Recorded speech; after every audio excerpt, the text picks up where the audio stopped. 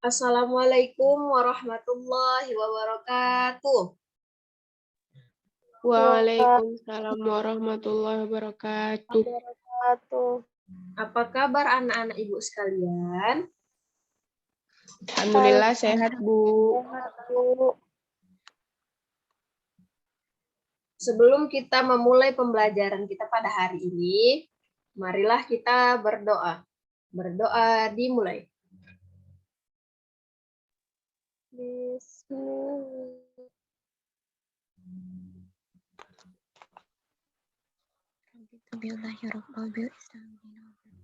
Berdoa selesai.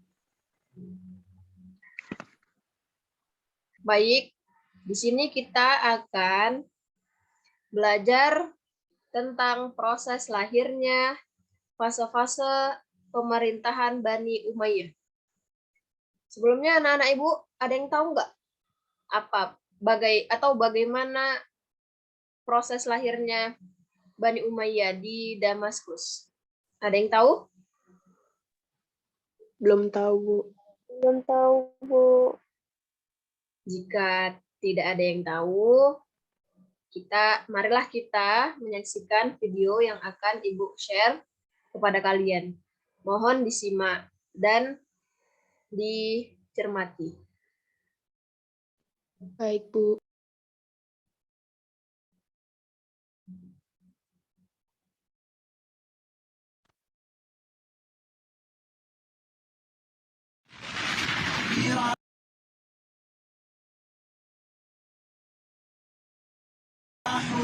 أمتي الثكلى تنادي فهبوا يا بني قومي أسودا أعيدوا للدنا أمجاد عصر وفلوا بالحديد قيودا Pada tahun 41 Hijriah, cucu Rasulullah Shallallahu Alaihi Wasallam, Hasan bin Ali bin Abi Thalib, putra dari Ali bin Abi Thalib dan Fatimah binti Rasulullah Shallallahu Alaihi Wasallam, menyerahkan tampuk kekuasaannya kepada Muawiyah bin Abi Sufyan. Penyerahan kekuasaan ini dianggap sebagai satu-satunya jalan untuk meraih kedamaian dalam Islam dan terhentinya perselisihan dan pertempuran darah sesama kaum muslimin. Penyerahan kekuasaan inilah yang nantinya akan dikenal sejarah sebagai awal berdirinya Khilafah Bani Umayyah. Bisa dikatakan Khilafah Bani Umayyah adalah kekuasaan dengan luas wilayah yang sangat mengagumkan.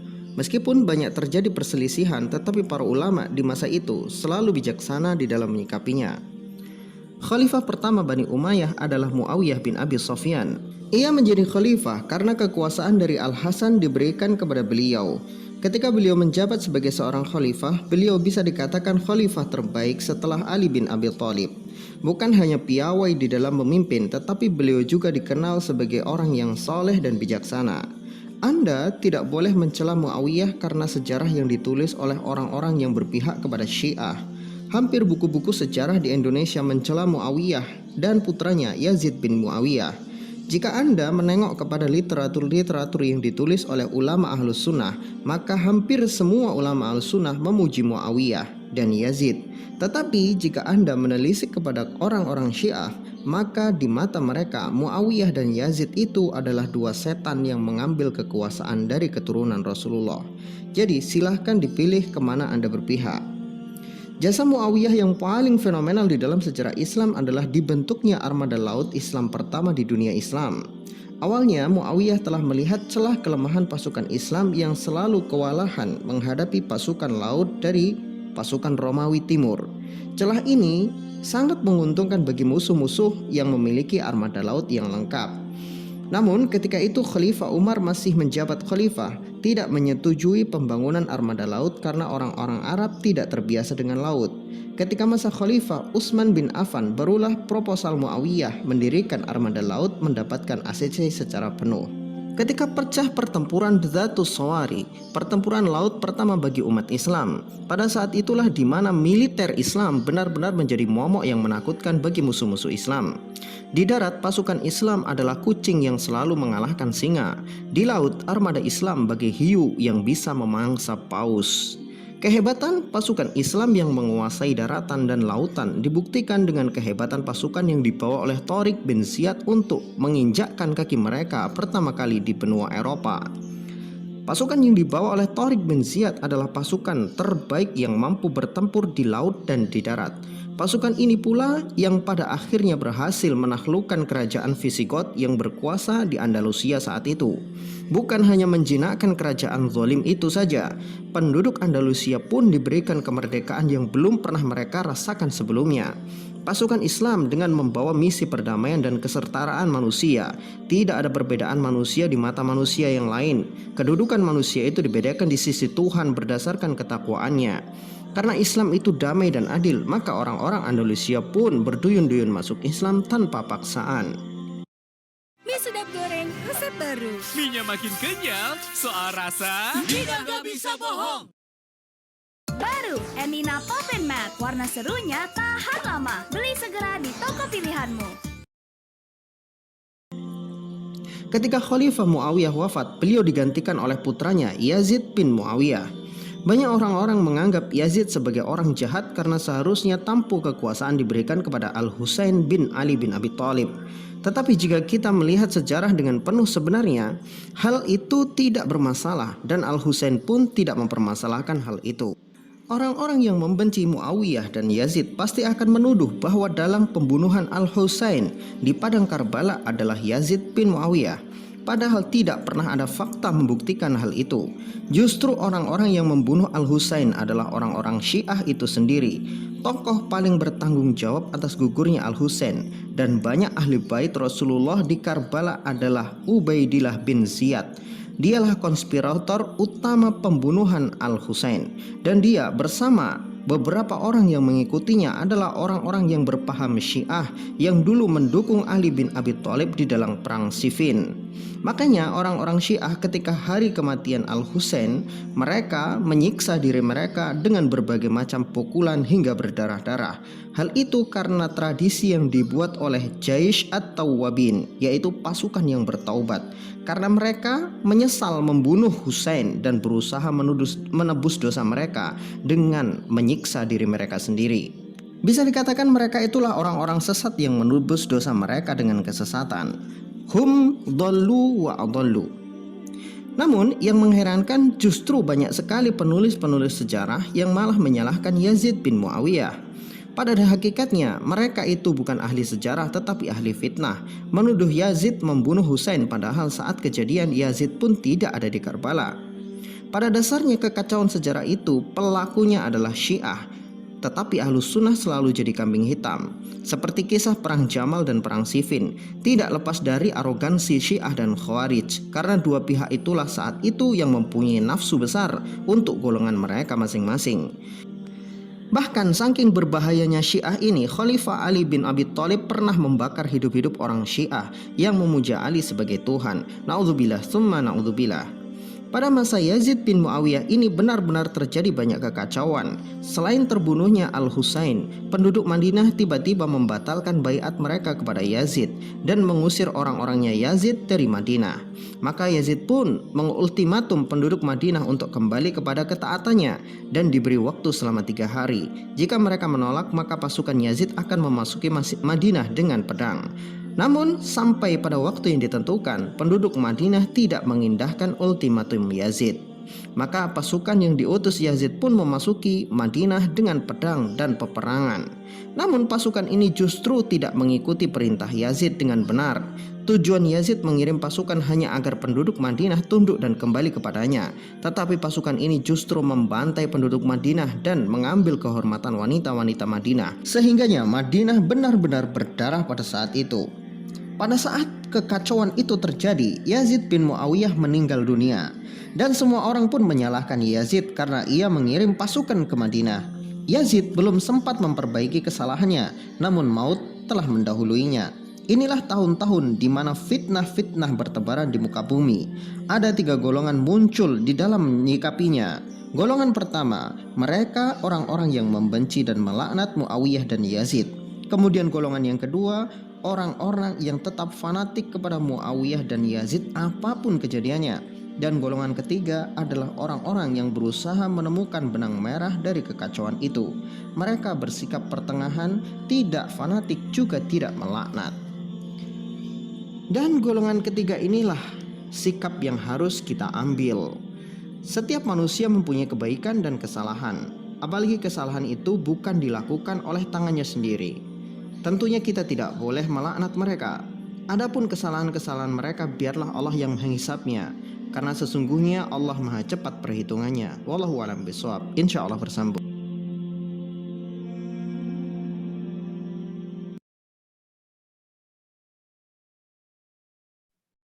Baiklah anak-anak, dari video yang Ibu paparkan tadi, apakah dari kalian ada yang ingin bertanya?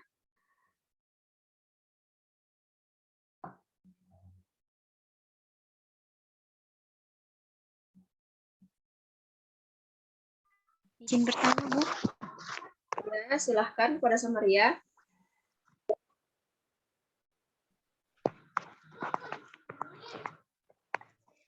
Saya ingin bertanya, Bu, mengenai jelaskan fase-fase yang melatar belakangi terjadinya perkembangan Bani Umayyah 1. Baik, Bu, terima kasih. Oke, baik. Dan di antara anak-anak, ada yang ingin menjawab pertanyaan dari Samaria? Izin menjawab, Bu. Ya, silahkan. Jadi yang pertama itu pemindahan pusat pemerintahan dari Madinah ke Damaskus. Keputusan ini didasarkan pada pertimbangan politik dan alasan keamanan.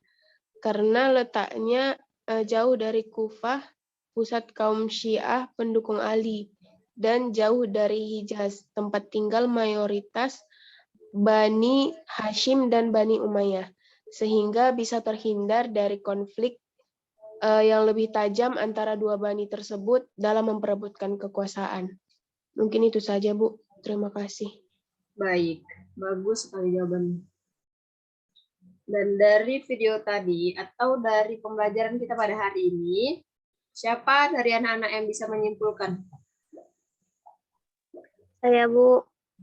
Ya, silahkan. Baiklah.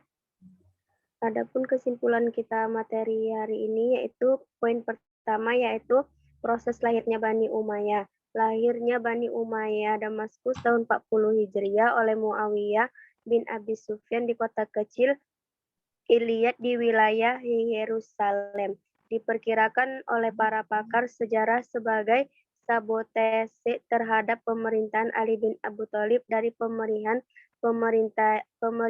terakhir Khulafaur Rasyidin. Yang poin kedua adalah fase-fase pemerintahan Bani Umayyah.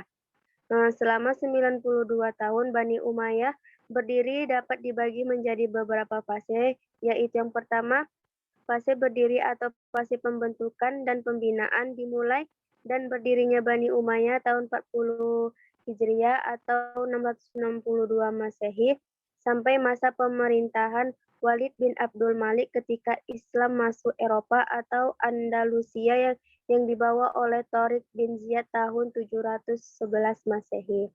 Fase kemajuan dimulai dari masa Sulaiman bin Abu Malik sampai masa Umar bin Abdul Aziz Khalifah yang ke-8 dari pemerintahan Bani Umayyah. Pada fase ini Islam telah berkembang hampir di penjuru dunia di wilayah Asia Tenggara sampai Asia Timur. Fase lemah sampai runtuh dimulai dari masa kekuasaan Yazid bin Abdul Malik yang tidak bisa mengendalikan pemerintahan seperti kedua kakaknya Walid dari Sulaiman, karena pada saat diangkat beliau masih usia anak-anak sampai terjadi pengangkatan dua khalifah dalam 1 tahun berjalan, yaitu khalifah ke-12 Yazid bin Walid dan ke-13 Ibrahim bin Walid. Kondisi ini berlanjut sampai hancurnya pada tahun 132 Hijriah ketika khalifah terakhir 14 Marwan bin Muhammad terbunuh dalam pertempuran Al-Zab melawan keturunan Abbasi yang dipimpin oleh Abu Abbas As-Saffah. Poin yang ketiga adalah khalifah-khalifah Bani Umayyah yang terkenal. Yang pertama Khalifah Muawiyah bin Abu Sufyan, yang kedua adalah Khalifah Marwan bin Hakam, yang ketiga Khalifah Walid bin Abdul Malik, yang keempat Khalifah Umar bin Abdul Malik. Poin yang keempat adalah kebijakan-kebijakan pemerintahan Bani Umayyah di Damaskus, memperluas wilayah Islam di 3 wilayah yang rata-rata subur Afrika Utara, India, dan Baizaitun, membentuk departemen dan duta, mengangkat beberapa profesional dalam bidang administrasi keuangan dari orang-orang Bizantium untuk dipekerjakan dalam pemerintahan Islam. Mungkin hanya itu, Bu, yang bisa saya sampaikan. Oke, baik. Terima kasih kepada Nona yang telah menyimpulkan pembelajaran kita pada hari ini. Jadi di sini Ibu sedikit menyimpulkan bahwa dinasti Umayyah adalah dinasti yang memerintahkan kekhalifahan Islam setelah masa Khalifah Rashidin. Setelah masa Khulafaur Rashidin. Dinasti ini memerintahkan dari tahun 661 hingga 750 Masehi. Kekhalifahan ini berbasis di kota Damaskus atau Syria. Dalam pemerintahan Bani Umayyah, kekuasaan kekhalifahan Islam mengalami perkembangan sangat pesat. Islam menyebar dari Andalusia, seperti Spanyol dan Portugal, hingga ke lembah sungai Indus atau Pakistan dan India, dan perluasan ini menyebabkan Bani Umayyah menjadi kekuasaan yang sangat besar dan mampu menyaingi Kekaisaran Romawi Timur. Jadi, Bani Umayyah mulai menjadi penting dalam sejarah Islam setelah dipilihnya Utsman bin Affan, salah satu anggota keluarga besar Bani Umayyah, menjadi khalifah pada tahun 644 Masehi. Sebelumnya, Muawiyah bin Abu Sufyan yang kemudian mendirikan kekhalifahan Bani Umayyah diangkat sebagai gubernur Syria oleh Khalifah Umar bin Khattab pada tahun 639 Masehi.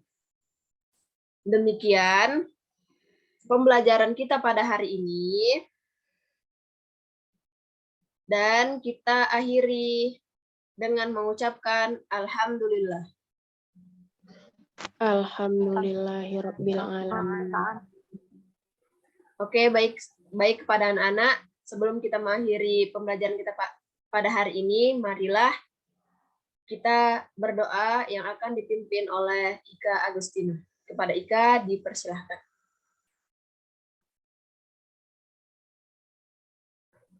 Baik teman-teman, mari kita menutup pembelajaran hari ini dengan membaca doa kafaratul majelis.